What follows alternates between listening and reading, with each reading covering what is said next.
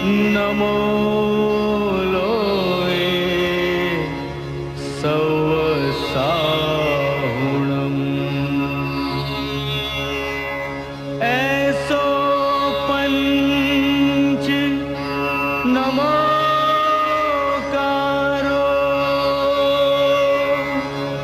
सौपाव पणासणो मंगलाणं च सौवेसिं पढमं हवै मंगलम्। અંગૂઠે અમૃત વસે, લબ્ધિ તણા ભંડાર, ગુરુ ગૌતમ તે સમરીએ, વાંછિત ફલ દાતાર. આજે એક એવા ચરિત્રની વાત કરવી છે કે જેને વિશે ગૌતમ સ્વામી ગુણાષ્ટકમાં કહ્યું છે, હે પૂજ્યતમ દેવ, તમારા અનુપમ રૂપ જોઈ જોઈને મારી બે આંખો આજે નાચે છે. મારી બે આંખો ખુશ થાય છે એમ નહીં. ખુશ થવું એ એક વાત છે અને આનંદભેર નાચવા માંડવું એ બીજી વાત છે. તો એને કહ્યું કે હે પ્રભુ, તમારું આ અનુપમ રૂપ જોઈને મારી બે આંખો આજે નાચે છે. તમારું સુંદર ચરિત્ર સાંભળી સાંભળીને મારું મન રાજી રાજી થઈ જાય છે. આવું એક ભવ્ય ચરિત્ર, અદ્વિતીય, અજોડ અને અનુપમ. એ તમારું આવું અદ્વિતીય, અજોડ અને અનુપમ ચરિત્ર સાંભળીને, બસ એની કથાઓ સાંભળું, એની વાત સાંભળું, મારું મન આંખ નાચે છે તો કહે છે મન રાજી રાજી થઈ જાય છે. અને તમારા ગુણગાન ગાઈ ગાઈને, ખાવાનું બહુ મન થાય છે, ગાઈ ગાઈને મારું આ જીભ છે એ ખુશ થઈ ગઈ છે. અને તમારા સુંદર વચનોનું પાન કરીને, તમે કહેલા સુંદર વચનો, એનું પાન કરીને મારો આ જન્મ સફળ થઈ ગયો છે. ગુણાષ્ટકમાં કલ્પના કરો, કવિ કેટલી પ્રસન્નતાથી એની રચના કરે છે કે જ્યાં બે આંખો નાચે છે, મન રાજી રાજી થઈ જાય છે, જીભ ખુશ થઈ જાય છે અને એથી વધારે એ વચન સાંભળતા જન્મ સફળ થઈ જાય છે. અને ત્યારે હકીકતે આ જન્મ સફળ થઈ જાય એવું એક મહાન ચરિત્ર છે. જીંદ શાસનમાં અનેક જ્યોતિર્ધરો થયા, પણ આ એક એવું ચરિત્ર છે જે એ રીતે વિશિષ્ટ છે કે આ ચરિત્રમાં શાસ્ત્ર, સૌજન્ય અને સાધના, શાસ્ત્ર, સૌજન્ય અને સાધના એનું ચરમ શિખર તમારે જોવું હોય તો એ ગુરુ ગૌતમ સ્વામીનું ચરિત્ર છે. અને એથી જ પ્રભુ ભગવાન મહાવીર સ્વામીના ચરિત્ર પછી કોઈ સર્વવ્યાપક ચરિત્રની તમે કલ્પના કરો તો એ ગુરુ ગૌતમ સ્વામીનું ચરિત્ર છે. અને કેવું ચરિત્ર છે! અરે આ એક એવું ચરિત્ર છે કે જે આપણું જીવન બદલી નાખે, આપણું ચરિત્ર બદલી નાખે, આપણું ચારિત્ર બદલી નાખે. કેવું અદ્ભુત આ જીવન છે કે જ્યાં એક બાજુ માનવીયતા જોવા મળે છે, બીજી બાજુ અધ્યાત્મતા જોવા મળે છે. માનવ, અધ્યાત્મ અને વિભૂતિમત્તા, આ ત્રણેય પગથિયા, આ ત્રણેય બાબત આપણે અહીંયા જોઈ શકીએ છીએ. અને એટલે જ આ ત્રણેય બાબતમાં માનવ તરીકે શ્રેષ્ઠ, વિચાર કરો તમે, અધ્યાત્મમાં શ્રેષ્ઠ અને એક વિભૂતિ તરીકે શ્રેષ્ઠ એવું ચરિત્ર છે કે જેમાં એક એક ગુણના રંગો પૂરો અને દરેક રંગ તમને તમારા હૃદયને હરખમાં નાખી દે. અને એટલે જ એમ કહેવાય છે કે બારાખડીના 52 અક્ષર હોય પણ કોઈક જ વ્યક્તિ, કોઈક જ કવિ, કોઈક જ સર્જક એ 52 બહારનું 53મો અક્ષર જાણે છે. અને આપણો કવિ આખો એમ કહે છે કે 53મો જાણે તે પાર. એ જે 53મો અક્ષર જાણે છે એનું જીવન પાર થઈ જાય છે. આવું પાર કરે એવું જીવન કોઈનું હોય આધ્યાત્મિક દ્રષ્ટિએ તો એ ગુરુ ગૌતમ સ્વામીનું છે. આ જગતના અને એમાંય 20મી સદીના સૌથી મહાન બુદ્ધિશાળી પુરુષ, જેને આ જગતને રિલેટિવિટી એટલે કે સાપેક્ષતાનો સિદ્ધાંત આપ્યો એવા આલ્બર્ટ આઇન્સ્ટાઈન એમ કહ્યું છે ગાંધીજી વિશે જોઈને.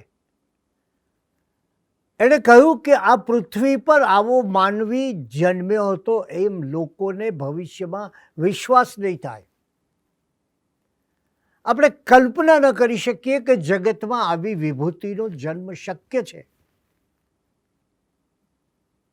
બસ એવું જ જેની શાસનમાં આપણે ગુરુ ગૌતમ સ્વામી વિશે જોઈ શકીએ છીએ. અને માટે તમે વિચાર કરો કે ગુરુ ગૌતમ સ્વામીના જીવનનો સૌથી પહેલો મહાન પ્રયોગ કયો? જગતના તમામ ધર્મોએ માણસને અહંકારનો નાશ કરવાનું કહ્યું છે. માણસની ઊંચાઈ 5 ફૂટ અને 6 ઇંચ હોય અને એનો અહંકાર 6 ફૂટ અને 5 ઇંચનો હોય છે. આ અહંકાર એકવાર આવે માણસના આખા વ્યક્તિત્વ પર એ છવાઈ જાય. અને એટલે જ આ ગુરુ ગૌતમ સ્વામીનું જીવન તમે જુઓ તો તમને લાગશે કે જગતમાં જે સૌથી અઘરી બાબત છે અહંકારને દૂર કરવો, અહંકારનું નિગ્રહણ, એ અહંકાર નિગ્રહણની આ પ્રયોગશાળા છે. તમેવ સત્યમ નિઃશંકમ, તે સત્ય છે, તે નિશંક છે. જમ જીણેહી પવેયમ, એવું જીનેશ્વર દેવે ફરમાવ્યું છે. એ સત્ય તરફની ગતિ. જગતમાં 3 પ્રકારના માણસો છે. કેટલાક માણસો પોતે તરતા હોય છે, કેટલાક તણાતા હોય છે અને કેટલાક તારતા હોય છે, બીજાને તારતા હોય છે. તો તમે વિચાર કરો કે જે પોતે જ તરતો હોય, પોતે જ આનંદ લઈને ત્યાં પૂરું થઈ જતું, એ સ્વાર્થ કેન્દ્રી માણસ છે. એટલે જગતમાં બધે પોતાનો સ્વાર્થ દેખાય. કંઈ પણ કામ હોય તો પહેલા સવાલ કરે કે તમારું કામ કરી આપું, પણ મારું શું? અને પછી તમે એને કહો કે ભાઈ તારું કશું નહીં, તો કે પછી મારે શું? શા માટે મારે કામ કરવું? આવી સંકુચિત દ્રષ્ટિવાળા માણસો જે માત્ર પોતાના સુખમાં જ ડૂબેલા હોય, એમની દ્રષ્ટિ પોતાના સ્વાર્થથી બહાર ગયેલી નથી. એમને એ ખ્યાલ નથી આવતો કે જેવો હું છું એવું આખું મારું આ જગત છે. જેમ મને વેદના, સંવેદના, દુઃખ થાય છે એમ આખા જગતને થતી હોય છે. અમૃત ઘાયલે એક જગ્યાએ કહ્યું છે કે નથી બહારનું કોઈ, બધા જ ઘરના છે. નથી બહારનું કોઈ તો એકલો તર તો નહીં ચાલે. તારે જાણવું જોઈએ કે બધા જ ઘરના છે. તું તારી દ્રષ્ટિની સીમા વધારી જો, તું તારી સહેજ દ્રષ્ટિની સીમા વધાર તો તને ખબર પડશે. આમ જગતમાં કેટલાક માણસો માત્ર પોતાના સ્વાર્થ કેન્દ્રી હોય છે, તરતા હોય છે. બીજા છે એ તણાતા હોય છે. તણાતા એટલે કોઈકના પ્રભાવમાં, કોઈકના વિચારમાં, કોઈક ધૂનમાં બસ દોડે જ જતા હોય છે, દોડે જ જતા હોય છે. અને એમને પોતાનું જીવન કેવી રીતે ઘડવું એનો ખ્યાલ હોતો નથી. પણ જીવન જ્યાં લઈ જાય, પરિસ્થિતિ જ્યાં લઈ જાય, સંજોગો જ્યાં દોરી જાય, બસ એ ભણીએ ચાલતા હોય છે.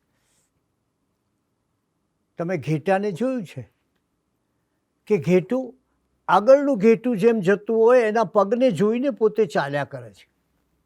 એમ આવા લોકો ચીલા ચાલુ જીવન જીવનારા, કોઈ બીજામાંથી તણાતા જનારા, એ માત્ર આગળના ઘેટાના પગને જોઈને ચાલનારા ઘેટા જેવા હોય છે. પણ ત્રીજા છે એ તારવું છે. અને તારવું એટલે પોતે એવું જીવન જીવે છે કે જે બીજાને પણ પ્રકાશ આપે, એવું જીવન જીવે છે કે જે જીવનમાંથી બીજાને પણ બોધ મળે, એવું જીવન જીવે છે કે જેમાંથી એક જીવન વિકાસનો સૌ કોઈને આલેખ મળે. અને એટલે જ ભગવાનની એ વાણી, એનું આપ સ્મરણ કરો. ભગવાને કહ્યું, માણુસમ ખુસુદુલ્લહમ, હે મનુષ્ય, હે મનુષ્ય, મનુષ્ય થવું મુશ્કેલ છે. આપણને આશ્ચર્ય થાય કે પ્રભુ કેમ આવું આપણને કહેતા હશે. કહે છે તું છે મનુષ્ય, પણ છતાં મનુષ્ય નથી. મનુષ્ય થવું એને માટે પુરુષાર્થ જોઈએ, એને માટે પ્રયત્ન જોઈએ. એટલે કે તારે મનુષ્ય બનવાનું છે, સાચા મનુષ્ય બનવાનું છે. હું માનવી માનવ થાવું તો ઘણું, એમ કવિએ કહ્યું એ પ્રકારે. એટલે ન તો માત્ર તરવાની વાત છે, ન તો માત્ર તણાવવાની વાત છે, માત્ર એક જ વાત છે, એ તારવાની વાત છે. અને એ એવો મનુષ્ય તારી શકે કે જેનો આત્મા પારદર્શક હોય, જેની આંખમાં અગાધ કરુણા હોય, અંતરમાં ભક્તિના ભાવો ઉછળતા હોય, ચિત્તમાં પવિત્રતાની પ્રસન્નતા અને ખુશનુમા વાતાવરણ હોય. અને એ વ્યક્તિ પોતે પોતાના જીવનને યોગ્ય રીતે ગાળી શકે. આપણે જાણીએ છીએ કે મૃત્યુ છે એ માણસના જન્મ સાથે જ દેહની સાથે સંલગ્ન છે. પરંતુ એ મૃત્યુ માણસને એક બાજુ લઈ જાય છે અને દોડે છે. માણસ પોતાના દેહની આસપાસ દોડે છે અને પછી ક્યાં તો નિશાસો નાખીને જીવતો હોય છે, ક્યાં તો મરણની પ્રતીક્ષામાં જીવતો હોય છે. ત્યારે હું કહીશ કે બાળકો સાથે શૈશવ માણો, બાળકોની સાથે બાળક બની જાઓ, કેટલો બધો આનંદ મળશે. બાળકોની સાથે તમે શૈશવ માણો અને વર્તમાન સાથે યુવાની માણો. વર્તમાનમાં માનો કે તમે પોતે યુવાન છો અને એ ઉંમર ગમે તેટલી થઈ હોય, પણ માનો શાણપણ સાથે બુઢાપાને માનો. તો એ જે વ્યક્તિ છે કે જે બાળકો સાથે શૈશવ માણો, વર્તમાન સાથે યુવાની માણો, શાણપણ સાથે બુઢાપો માણો. અને એટલે જ દેહને ઓળખનારા ઘણા મળે, આત્માને ઓળખનારા બહુ વિરલ મળે. અને એવો આત્માને પરમાત્મા તરફ લઈ જતો અને પરમાત્માને પામવાનો પ્રચંડ પુરુષાર્થ એ ગુરુ ગૌતમ સ્વામીના જીવનમાં જોવા મળે છે. એટલે શાયરે એમ કહ્યું છે ને કે કીડા જરાસા ઓર પથ્થર મેં ઘર કરે. એક નાનકડો કીડો છે ને કેટલા નાના પગ છે, અને છતાં એ કીડો એક કાળમેંડ પથ્થરની અંદર પોતાનું ઘર બનાવી શકે છે, એક નાનું દર ઊભું કરી શકે છે. તો કીડા જરાસા ઓર પથ્થર મેં ઘર કરે. જો એક નાનકડો કીડો પથ્થરમાં ઘર કરી શકતો હોય તો ઇન્સાન ક્यों ન દિલે દિલબર મેં ઘર કરે. તો ઇન્સાન, માણસ, દિલે દિલબર, ઈશ્વરનું હૃદય, તો માણસ શા માટે ઈશ્વરના હૃદયમાં વાસ ન કરે. આમ એક વિરાટ જીવન તરફ આપણી આ ગતિ છે. ગુરુ ગૌતમ સ્વામીના જીવનમાં સતત સત્યની અગ્નિ પરીક્ષા જોવા મળશે. અને કલ્પના કરો એ સમયની કે જે સમયે ભારતમાં બ્રાહ્મણ સંસ્કૃતિ અને શ્રમણ સંસ્કૃતિ હતી. અને એવે સમયે અપાપા નગરીનો સૌબેલ નામનો એક ધનાઢ્ય બ્રાહ્મણ એક વિરાટ યજ્ઞનું આયોજન કરે છે. અને આ યજ્ઞમાં અનેક પંડિતોને બોલાવે છે. અને એણે વિચાર કર્યો કે પોતે સ્વયં મગધ પ્રદેશના ગોબર નામના ગામમાં પંડિતને બોલાવવા માટે ગયા. એ જમાનામાં મગધ એક મહાન ભૂમિ હતી, ધર્મોની સ્થાપનાની ભૂમિ હતી. એ જૈન ધર્મ હોય, એ બૌદ્ધ ધર્મ હોય, શાસ્ત્રોની રચના ભૂમિ હતી. ભગવાન મહાવીરના જન્મ અને નિર્વાણની એ પાવન ભૂમિ હતી. એવી ભૂમિ ઉપર આવેલું ગોબર ગામ એ જમાનામાં નામોમાં સૌંદર્ય હતું. એ કુંડલપુરના નામે જાણીતું હતું. આવા કુંડલપુરમાં અપાપા નગરીનો એક સૌમેલ નામનો ધનાઢ્ય બ્રાહ્મણ જાય છે અને વિક્રમ સંવત પૂર્વે 550માં આ ગામમાં વસતા વસુભૂતિને ત્યાં માતા પૃથ્વી દેવીની કુખે એક બાળકનો જન્મ થયો હતો. ઇન્દ્ર જેવું એનું રૂપ અને તેજ હતો એટલે એનું નામ પડ્યું ઇન્દ્રભૂતિ. ભગવાન મહાવીરનો જન્મ થયો એ પહેલા 8 વર્ષ અગાઉ ગુરુ ગૌતમનો જન્મ થયો અને પછી એ ઇન્દ્રભૂતિને 2 ભાઈઓ હતા, અગ્નિભૂતિ અને વાયુભૂતિ. આ વસુભૂતિ એટલે કે ઇન્દ્રભૂતિના પિતા એ વિદ્યાને જ સાચું ધન માનનારા હતા. અને એટલે એક પિતા કેવા હોય, પોતાના સંતાનોનું કયું ધ્યાન રાખે, એની જો તમારે તપાસ કરવી હોય તો આ વસુભૂતિમાં કરવા જેવી છે. વસુભૂતિએ પોતાના સંતાનોની 3 બાબતનો ખ્યાલ રાખ્યો. વિદ્યાવાન બને, ધર્મ પ્રાપ્ત કરે અને આરોગ્ય, અને એમનું આરોગ્ય જળવાય. કદાચ આજના સમયને માટે પણ ગુરુ ગૌતમ સ્વામીના પિતા એવા વસુભૂતિના આ 3 સિદ્ધાંતો બહુ આવશ્યક છે. કેટલાક બાળકોને વિદ્યા જ આપતા નથી, કેટલાક વિદ્યાના દુશ્મન પણ હોય છે, અને કેટલાક બાળકોને ધર્મ આપતા નથી. અને આ બંને આપે છતાં કેટલાક એમના આરોગ્ય પ્રત્યે બેદરકાર રહે છે. ભગવાને કહ્યું છે કે શરીરની નાવમાં તારે ધર્મકરણી કરવાની છે. આ શરીર એ તો નાવ છે, એની ઉપેક્ષા નહીં, એમાં ધર્મકરણી કરવાનું એ સાધન છે. એટલે તમે વસુભૂતિનો વિચાર કરો. ભાગ્યે જ કોઈ આ વિષય ઉપર વિચાર્યું કે એણે જોયું કે મારા 3 પુત્રોને મારે વિદ્યામાં, ધર્મમાં અને આરોગ્યમાં શ્રેષ્ઠ બનાવવા. એટલે વિદ્યા માટે એમને ઉપાધ્યાય પાસે મૂક્યા. વસુભૂતિએ સ્વયં પોતાના સંતાનોને ધર્મનો વારસો આપ્યો અને આરોગ્યની દૃષ્ટિએ યોગનું શિક્ષણ આપ્યું. પરિણામ શું આવ્યું? પરિણામ એ આવ્યું કે 4 વેદ, 14 વિદ્યાઓ અને અન્ય શાસ્ત્રોમાં એના સંતાનો પારંગત બની ગયા. અને વિદ્વાન સર્વત્ર પૂજ્યતે એમ આપણે ત્યાં કહ્યું છે ને કે વિદ્યારૂપી ધનને ચોરી શકાતું નથી. રાજા ગમે તેટલું છીનવી જાય તમારું, પણ વિદ્યાને છીનવી શકતો નથી. મોટે ભાગે ભાઈઓમાં વારસા માટે ઝઘડા થતા હોય છે, એમાં વિદ્યાવાનને કોઈ વહેંચણી કરવી પડતી નથી. અને જેમ તમે વિદ્યા આપો છો એનો કોઈ ભાર કે બોજ હોતો નથી. અને વિદ્યાદાન કરવાથી એ સતત વધતું રહે છે. એટલે કહ્યું છે કે બધા ધર્મમાં કોઈ પ્રધાન ધર્મ હોય, બધા ધનમાં કોઈ પ્રધાન ધન હોય તો એ વિદ્યા છે. અને જીન શાસનમાં તો આપ જાણો છો વિદ્યાનો કેવો અપરંપાર મહિમા છે, વિદ્યાવાનની કેવી ગરિમા છે. અને ભગવાને કહ્યું પઢમમ જ્ઞાન તવો દયા. પહેલાં તારી પાસે જ્ઞાન હોવું જોઈએ, પછી તારી દયાની વાત કર. જો તને સાચું જ્ઞાન જ નહીં હોય તો થશે શું? તો થશે એ કે જેને તું અહિંસા માનીશ એ અહિંસા નહીં પણ હિંસા.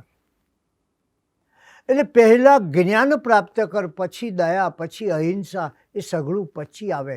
એમ ભગવાને પહેલે સ્થાને આ વિદ્યાને મૂકી છે, આ જ્ઞાનને મૂક્યું છે, આ શ્રુત જ્ઞાનને મૂક્યું છે. અને આવી રીતે વસુભૂતિ પાસેથી વિદ્યાવાન બનેલા પણ પુરોહિતો અને પંડિતો પાસેથી ભણેલા એવા આ ઇન્દ્રભૂતિ ગૌતમ બહુ નાની જ વયે એક સમર્થ પંડિત બની ગયા. આખાએ મગધ દેશમાં એમની મહાપંડિત તરીકે નામના હતી. અને હકીકત છે એ મહાપંડિત ગણાય એવી એમની પ્રચંડ પ્રતિભા પણ હતી. એનું કારણ શું? એનું કારણ એ કે યજ્ઞ, યાગ અને ધર્મ ક્રિયામાં એ માનભર્યું સ્થાન મેળવી ચૂક્યા હતા. આ પંડિત ઇન્દ્રભૂતિ ગૌતમ વાદ વિવાદમાં અત્યંત પારંગત હતા. અને શાસ્ત્રોનો આધાર રજૂ કરવાની એમની આવડત તો કોઈ અદ્ભુત હતી. કોઈ પણ વાત આવે, પોતાની વાત મૂકતી વખતે શાસ્ત્રનો આધાર મૂકી શકતા ખૂબીપૂર્વક. ચર્ચા કરવા આવેલો માણસ, એમની સાથે વાદ વિવાદ માટે આવેલો માણસ પરાજિત થઈને ચાલ્યો જતો. અને જમાનો કેવો, એ જમાનો કેવો હતો જરા કલ્પના કરો તમે. જ્યાં વાદ વિવાદનો એ જમાનો હતો. બે વ્યક્તિઓ વાદ વિવાદ કરે, એમાં જીતે, બીજો એનો અનુયાયી બની જાય અથવા પરાજય સ્વીકારે. આમ પોતાના જ્ઞાનથી બીજાને પરાજિત કરવો અને પોતે જ્ઞાની સિદ્ધ થવું એ સમય હતો. હવે જરા ગુરુ ગૌતમ સ્વામીના એ દેહની વાત કરીએ. 7 હાથ જેટલી ઊંચી કાયા, મજબૂત શરીર, કેવો મોહક દેખાવ, વદન પર સદાય છવાયેલું તેજ અને જીભ પર સરસ્વતીનો વાસ. એવા આ મહાપંડિત ઇન્દ્રભૂતિ ગૌતમ હતા. અને એટલે જ આવા મહાપંડિતને નિમંત્રણ આપવા માટે ધનાઢ્ય સૌમિલ વિપ્ર સ્વયં પોતે આવ્યો. આમ તો એણે અંગ, બંગ, કલિંગ, મગધ, કૌશલ અને વત્સ જેવા દેશોમાંથી આ યજ્ઞને માટે પુરોહિતોને બોલાવ્યા હતા. પરંતુ યજ્ઞના મુખ્ય પુરોહિત તરીકે એની ઈચ્છા હતી કે પંડિત ઇન્દ્રભૂતિ ગૌતમ આવે. અને માટે ઇન્દ્રભૂતિ ગૌતમ ને યજ્ઞમાં પધારવા માટે નિમંત્રણ લઈને સૌમિલ નામનો ધનાઢ્ય બ્રાહ્મણ આવે છે. એને અપાપા નગરીમાં એક યજ્ઞ યોજ્યો છે, મહાયજ્ઞ યોજ્યો છે. મોટા મોટા પંડિતો ત્યાં પધારવાના છે અને શુદ્ધ વેદ પાઠી શિષ્યો દ્વારા યજ્ઞમાં આહુતિ આપવાની વાત થાય છે. ત્યારે ઇન્દ્રભૂતિ કહે છે કે મારા 500 શિષ્યો મારી સાથે આવશે. એમના પ્રવાસ, ભોજન આદિની વ્યવસ્થા સૌમિલે સહર્ષ સ્વીકારી લીધી. એમણે કહ્યું કે હું તો વાદી વિજેતા પદનો ધારક એવા ગૌતમ સ્વામી એ કહે છે કે હું તો આવીશ, પણ હું આવું છું એનો તમને ખ્યાલ હોવો જોઈએ.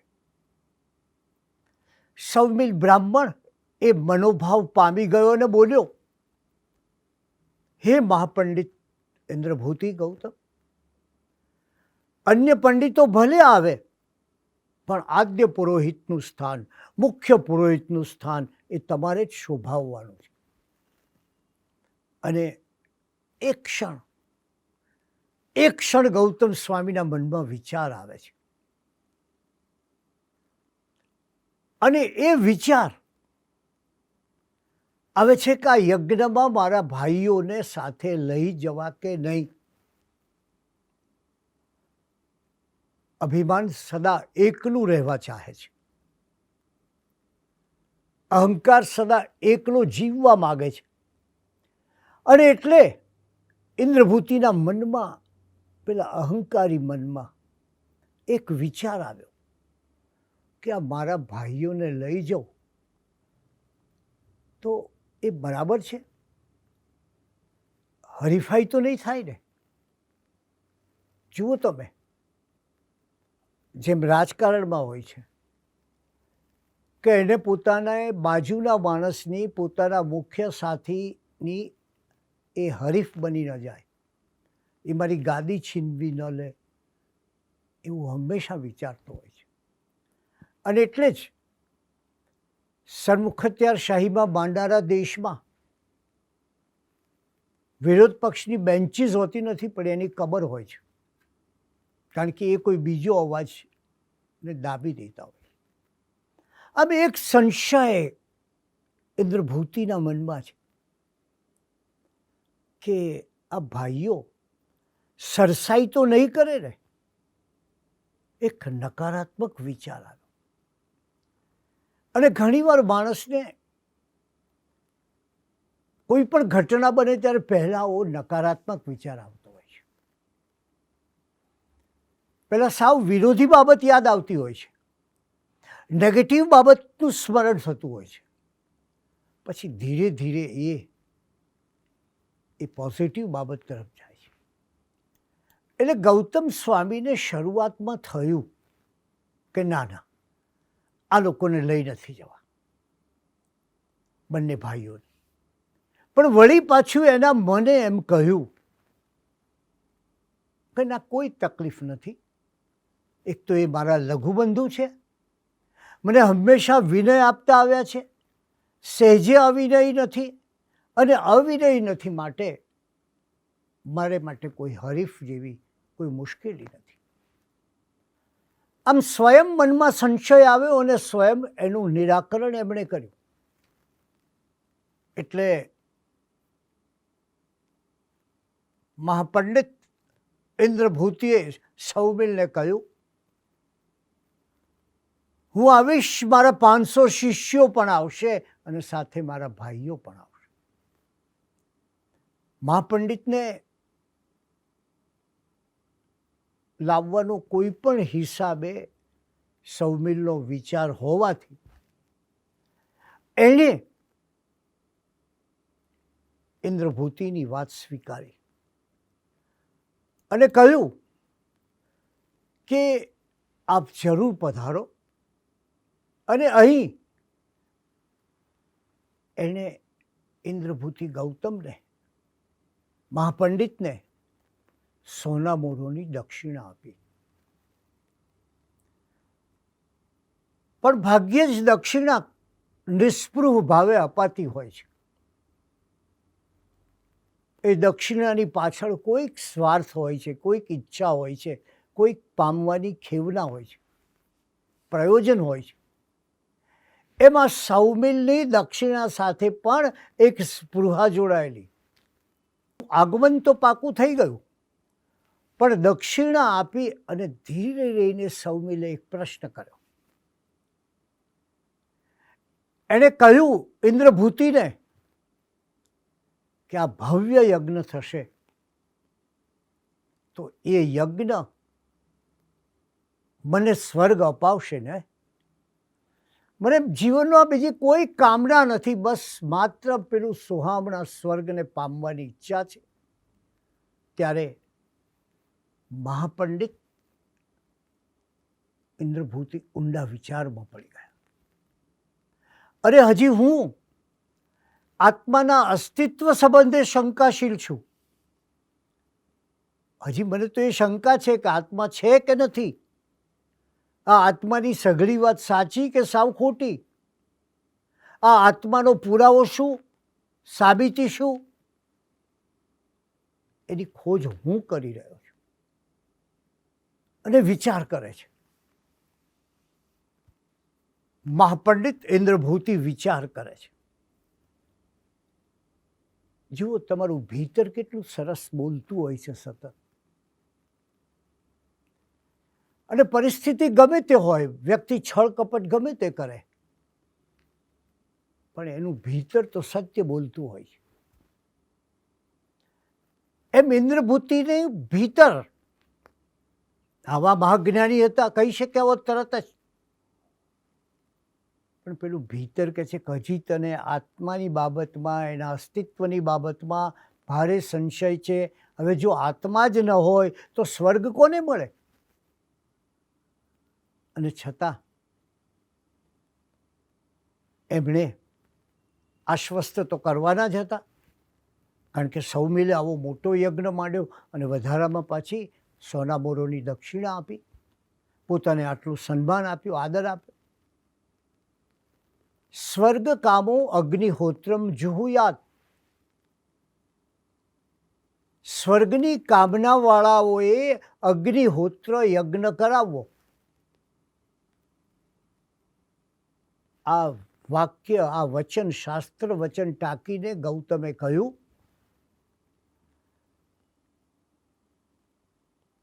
કે સૌમિલ, તમે નિશ્ચિત રહેજો, કોઈ ચિંતા કરશો નહીં, લેશ માત્ર ચિંતા ના કરશો. તમારો સ્વર્ગ પ્રવેશ નિશ્ચિત છે. તમે જુઓ, એક સૂત્રને પકડ્યું, પણ એક સૂત્ર પકડવાથી ક્યારેક સત્ય ચાલ્યું જાય છે. અને અહીં એવું બન્યું કે આ ધર્મ કાર્યની સાથે સૌમિલની કામના જોડાઈ, સૌમિલની ઈચ્છા જોડાઈ, સૌમિલનું પ્રયોજન જોડાયું. અને ત્યારે ધર્મના સિંહાસન પર આરાધનાને બદલે ઈચ્છા બેસી જાય ત્યારે એ અધર્મ લાવે છે. સમજણને બદલે ચમત્કાર સ્થાન ધરાવે ત્યારે એ ધર્મ રહેતો નથી.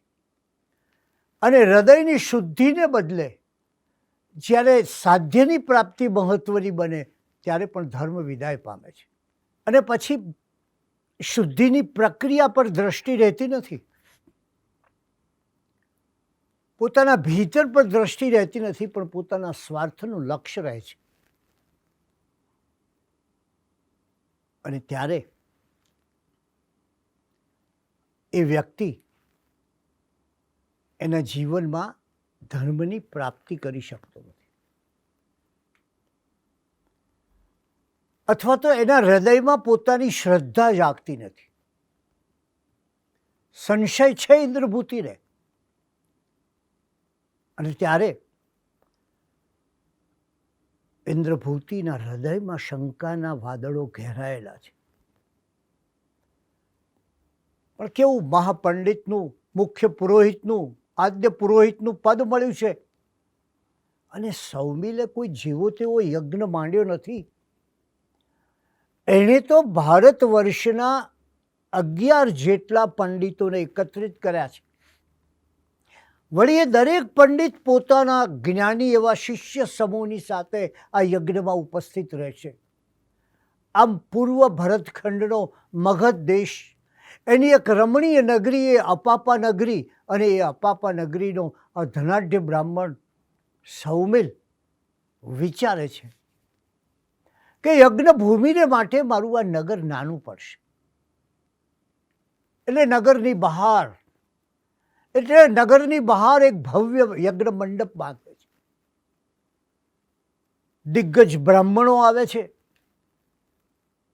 ક્રિયાકાંડના નિષ્ણાતો આવે છે, કોઈ ચતુર્વેદી એટલે કે 4 વેદને જાણનાર, કોઈ ત્રિવેદી 3 વેદને જાણનાર, અને કોઈ દ્વિવેદી 2 વેદને જાણનાર એવા પંડિતો આવે છે. અને જુઓ, મહાપંડિત ઇન્દ્રભૂતિ ગૌતમ 5, 10, 15 નહીં, પણ 500 શિષ્યોના પરિવાર સાથે આવે છે. અને સૌમિલ એમનું રાજહસ્તી પર બેસાડીને સ્વાગત કરે. ઇન્દ્રભૂતિને એમના અહંકારને જાણે મિષ્ટાન્ન મળ્યું, મીઠાઈ મળી. એમ ઇન્દ્રભૂતિને અનુભવ થાય છે કે કેવો દિગ્વિજય કર્યો છે એમણે. અને ભારત વર્ષની એક અજોડ ઘટનાના તેઓ મુખ્ય પુરોહિત છે. યજ્ઞ વિધિનો પ્રારંભ થયો અને જ્ઞાનના સાગર સમા 11 મહાપંડિતો હતા. અને એમ કહેવાય છે કે આવા 11 મહાપંડિતો જ્યારે યજ્ઞમાં મંત્રોચ્ચાર કરતા હોય ત્યારે દેવો સ્વયં ઉપસ્થિત થતા. એમાં પણ ઇન્દ્રભૂતિ, અગ્નિભૂતિ અને વાયુભૂતિ એ તો પંડિતોના પણ પંડિત હતા. મંત્રોચ્ચારથી વાતાવરણ ગુંજવા લાગ્યું અને યજ્ઞની જ્વાળાઓનું તેજ ચોમેર ફેલાવા લાગ્યું. અને આ બધામાં સૌથી મોખરે એવા ભારતભૂષણ, વેદ વિદ્યા વિશારદ, સકલ શાસ્ત્ર પારંગત અને વાદ કલામાં નિપુણ એવા ઇન્દ્રભૂતિ ગૌતમ અને 11 પંડિતો. અને યજ્ઞનો પ્રારંભ થયો. આકાશમાં દિવ્ય ધ્વનિઓ ગુંજવા લાગ્યા. યજ્ઞનો મંત્રોચ્ચાર સૌ દિશાઓને ગજવી ગયો. અને એવામાં સૌની નજર આકાશ તરફ ગઈ અને જોયું તો દેવ વિમાનોથી આકાશ છવાયેલું હતું. અરે, સ્વયં દેવો પણ આવી રહ્યા છે. કેવી મહાન ઘટના છે! સૌમિલ વિપ્ર, મહાપંડિતો અને પ્રજાજનો કુતૂહલથી આકાશમણી જોઈ રહ્યા અને વિચારે છે કેવા કેવા દેવો આવે છે, કેવા દિવ્ય વિમાનમાં બેસીને દેવો આ તરફ આવી રહ્યા છે. રાજા મહારાજાઓને થયું કે આવા મહાન દેવો આપણી ભૂમિ પર આવે છે, ચાલો એમના સ્વાગતની તૈયારી કરીએ. અને ઇન્દ્રભૂતિ ગૌતમ ભીતરમાં એક ગર્વ અનુભવી રહ્યા. સૌમિલ વિચારતો હતો કે ભરતખંડના આ ઇતિહાસમાં આ ઘડી સદાને માટે યાદગાર બની રહેશે. અને સૌ વિચારતા હતા કે સકલ શાસ્ત્ર પારંગત ઇન્દ્રભૂતિ ગૌતમ અને બીજા પંડિતો જ્યારે યજ્ઞ વિધિ કરતા હોય ત્યારે દેવોને આવવું જ પડે. અહંકાર એક એવી વાત છે કે એને હંમેશા પોતાને મનગમતી કલ્પનાઓ જ કરવી પડે છે. એ પોતે જ પોતાના અહંકારની પીઠ થાબડતો હોય છે. અને એટલે જ આ અહંકારની પીઠ થાબડતા સૌ વિચારે છે કે દેવોને તો આવવું જ પડે ને. અને ત્યારે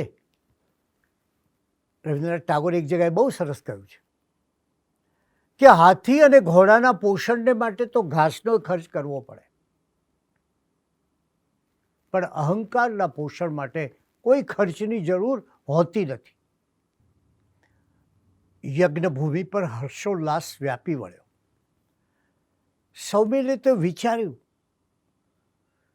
કે યજ્ઞ પછી જે સ્વર્ગ પ્રાપ્તિની વાત હતી એ તો સ્વયં સામે ચાલીને આવી છે. પરંતુ સૂર્યનો તાપ સ્પર્શતા જ જેમ ઝાકળનું બિંદુ ઉડી જાય, ઝાકળ ચાલી જાય, એ જ રીતે પળવારમાં ચોતરફ જે હર્ષ જામ્યો હતો એ વિષાદમાં પલટાઈ ગયો. અને એ દિવ્ય બનો છેક નજીક આવ્યા, પણ યજ્ઞ ભૂમિના પ્રાંગણમાં એ ઉતર્યા નહીં. એને બદલે એ નગરની બીજા દિશામાં વળી ગયા. અને યજ્ઞ કરાવનાર સૌમિલ દેવ અને યજ્ઞ કર્મ કરનાર પંડિત ઇન્દ્રભૂતિ વિચારી રહ્યા, અરે આ શું થયું, આવું કેમ બન્યું? યજ્ઞવેદી ભણી આવી રહેલા પેલા દેવ વિમાનો એકાએક બીજી બાજુ ફંટાઈ ગયા. સૌમિલને આશ્ચર્ય થયું કે એના યજ્ઞથી દેવો રીઝાવાને બદલે આમ સાવ રીસાઈને અન્યત્ર કેમ ચાલ્યા ગયા. દેવોને સત્કારવા માટે દોડેલા પંડિતો નિરાશ થઈને પાછા આવ્યા. આ યજ્ઞમાં ઉપસ્થિત એવા રાજા મહારાજાના ચહેરા પર વિષાદ છવાઈ ગયો. અને સૌને જાણ થઈ કે નગરીની બીજી દિશામાં મહાસેન વનમાં આજે નિગ્રંથ ભગવાન મહાવીર સ્વામી પધાર્યા છે.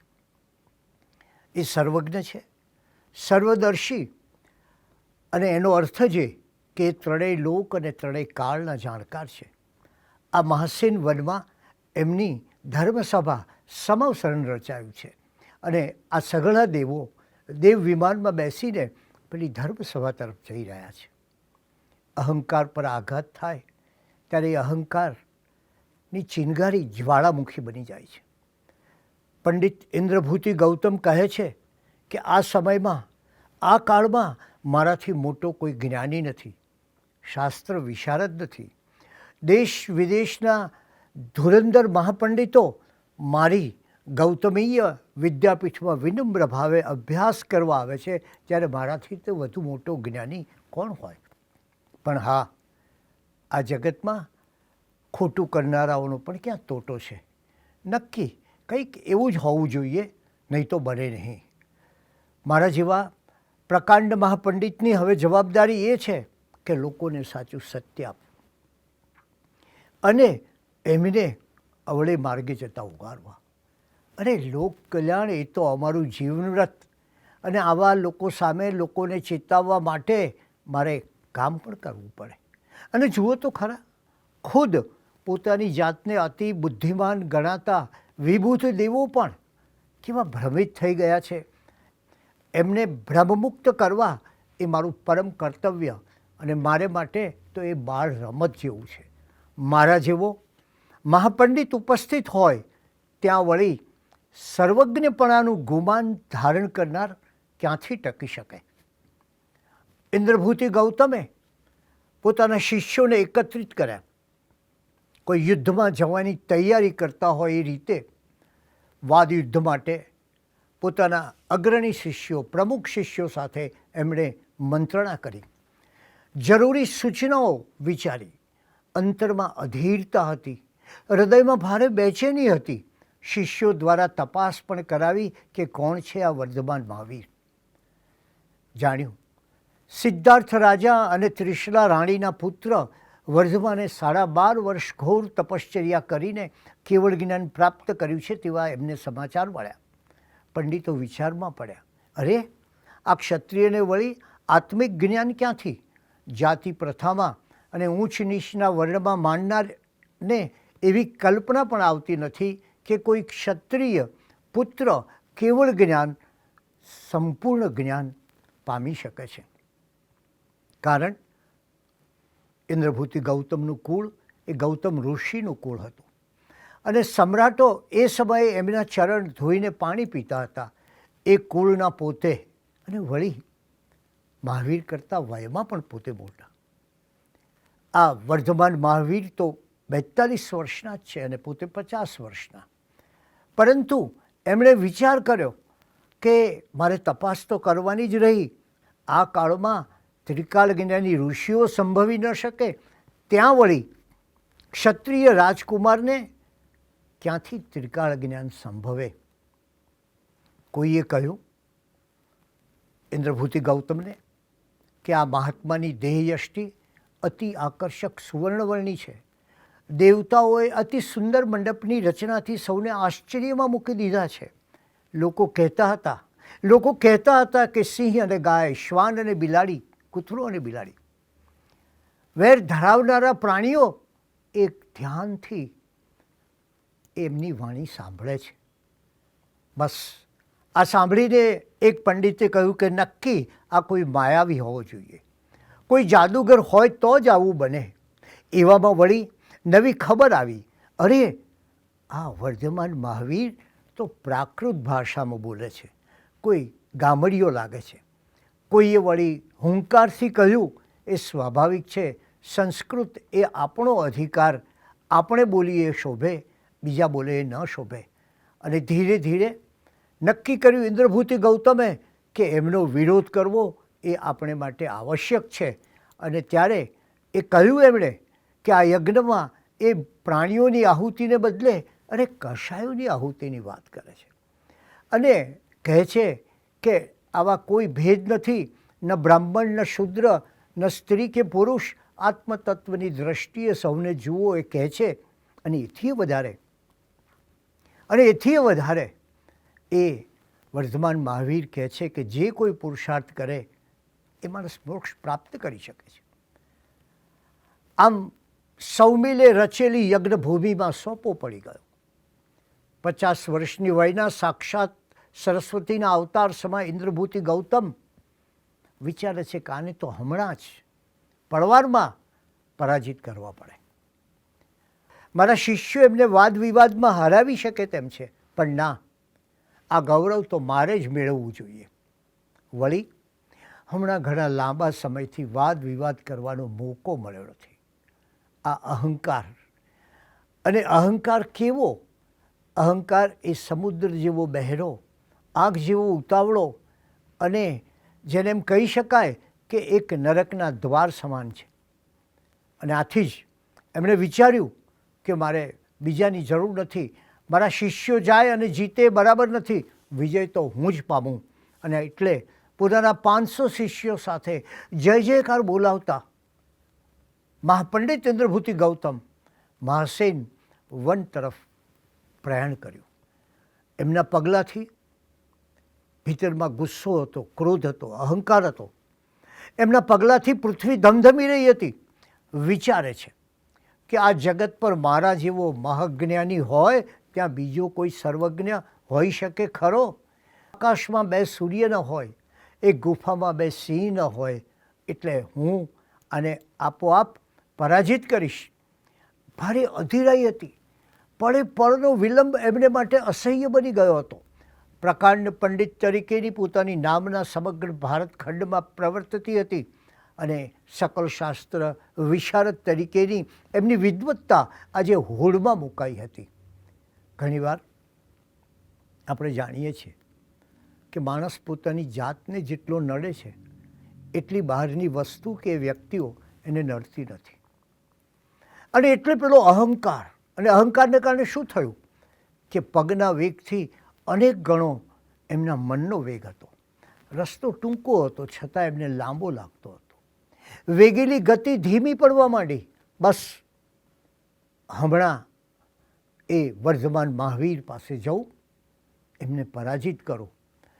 આ વિચારથી આ મહાપંડિતનું ચિત્ત ઘેરી વળ્યું, અને પછી વેગેલી ગતિ હોવા છતાં એમને જરા ધીમી દેખાવા લાગી. એમણે વિચાર્યું કે વર્ષોથી પોતાની જે માન્યતાઓ છે એના ઉપર આ કુઠારાઘાત થયો હતો, સર્વજ્ઞપણાની માન્યતા. અને કુહાડીનો ઘા એવો હતો કે એ થડને નહીં પણ મૂળથી વૃક્ષને ઉખેડી નાખે. પરિણામે ઉત્સુકતા, અધીરાઈ, અકળામણ અને પારાવાર બેચેની સાથે ઇન્દ્રભૂતિ ગૌતમ એમના 500 શિષ્યો સાથે મહાસેન વનમાં પ્રવેશ કરે છે. વર્ધમાન મહાવીરની સભામાં ક્ષુદ્રોને પ્રવેશ હતો. સ્ત્રીઓ પણ બિરાજમાન હતી, પણ આખી વાત જ જુદી હતી. ભગવાન મહાવીરે કહ્યું, એમણે એમ કહ્યું કે માત્ર માથું મુંડાવવાથી શ્રમણ થવાતું નથી, અને માત્ર ઓમકારનો ધ્વનિનું ઉચ્ચારણ કરવાથી બ્રાહ્મણ થવાતું નથી. માથું મુંડાવવાથી શ્રમણ ન થવાય, સાધુ ન થવાય. સાધુ કઈ રીતે થાય? પ્રભુ મહાવીર કહે છે સમતાથી શ્રમણ થવાય અને બ્રહ્મચર્યથી બ્રાહ્મણ થવાય. અને આ મહાસેન વનમાં જ્યાં મહાવીર બિરાજા છે ત્યાં ઇન્દ્રભૂતિ ગૌતમ નજીક આવ્યા. વસ્ત્ર સરખા કર્યા, કંઠનો સુવર્ણ પટ્ટો જરા ઢીલો કર્યો, ગળાનું રુદ્રાક્ષ સરખું કર્યું, ચહેરો તંગ કર્યો, ચાલ કડક રાખી. મન એટલું જ કહેતું હતું કે હવે દૂધનું દૂધ અને પાણીનું પાણી થઈ જશે. આ જગતમાં સકલ શાસ્ત્ર વિશારદ ઇન્દ્રભૂતિની ઉપસ્થિતિ હોય ત્યારે બીજો કોઈ સર્વજ્ઞ હોઈ શકે નહીં. અને માટે આજે 2 મહાશક્તિઓ ટક્કર લેવાની હતી, અને પડવારમાં ચકમક થઈ એમ સ્વીકાર્યું. અને એવે સમયે ભગવાનનું દૂરથી એક પ્રશાંત રૂપ જુએ છે અને ગૌતમના ચિત્તમાં એક પરિવર્તન આવે છે. એ પછીની ઘટનાઓ એ ગણધર્વાદની ઘટના છે, જેને વિશે આપણે પછી જોઈશું. પણ એ ઇન્દ્રભૂતિ ગૌતમ અને આ યજ્ઞમાં પધારેલા તમામ એટલે કે કુલ 11 મહાપંડિતો એ અંતે ભગવાન મહાવીરના અનુયાયી બને છે. આ વિરલ ઘટના એક જૈન ઇતિહાસની, જૈન શાસનની એક મહાન ઘટના છે.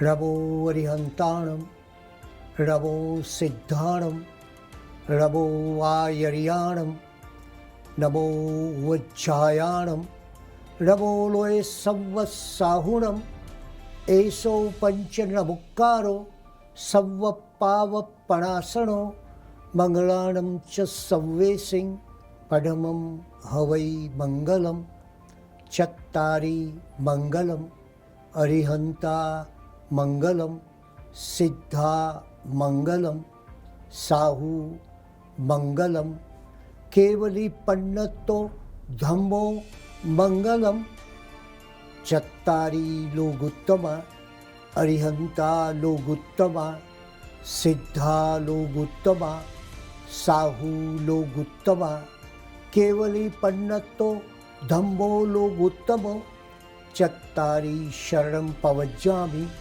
અરિહંતા શરણં પવજ્જામિ સિદ્ધે શરણં પવજ્જામિ સાહુ શરણં પવજ્જામિ કેવલી પન્નત્તમ ધમ્મં શરણં પવજ્જામિ ઉપસર્ગાક્ષયયાન્તિ છિદ્યન્તે વિઘ્નવલ્લયઃ મનઃ પ્રસન્નતામેતિ પૂજ્યમાને જિનેશ્વરે સર્વમંગલમાંગલ્યમ સર્વકલ્યાણકારણમ પ્રધાનમ સર્વધર્માણામ જૈનમ જયતિ શાસનમ શિવમસ્તુ સર્વજગત પરહિતનિરતા ભવન્તુ ભૂતગણા દોષા પ્રયાન્તુ નાશમ સર્વત્ર સુખી ભવતુ લોકઃ ખામેમી સવ્વજીવે સવ્વે જીવા ખમંતુ મે મિટ્ટિમે સવ્વભૂયેષુ વૈરમ મજ્જન કેળઈ.